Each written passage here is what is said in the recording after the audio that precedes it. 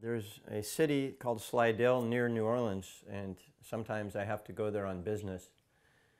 And there's one health food store that was there at the time. It's no longer there now. It was called Ruby's. It was there for many years. A small health food store out in a country setting off the road. And there were 3 generations of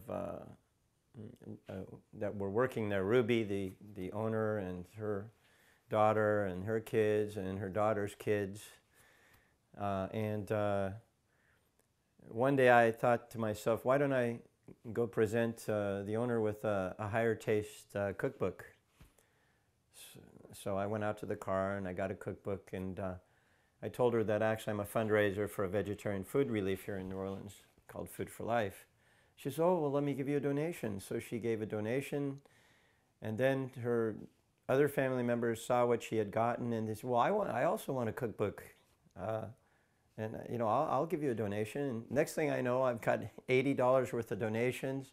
I've distributed a bunch of higher taste cookbooks, and it segued into me going out and getting more books out of the car and presenting them to them, telling them that the books were on yoga and meditation. And so the youngest of the family members, Ruby's granddaughter, she must have been 16 to 18 years old, and she told me that, I actually had mentioned to her how these books are not ordinary books, that these books are actually mystical, and how the author of the book, who's one of the greatest saints to come out of India in the last 2 centuries, that he said that my books are not ordinary books, that these books, even if you just touch one of my books, they'll give you eternal spiritual benefit.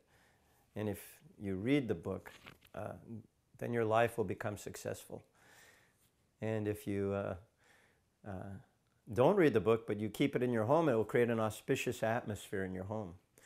And even if you don't, if you decide that you don't want to keep the book, you want to give it away, then not only does the person you give the book to get benefited, but you get benefit because you're the one that gave them the book.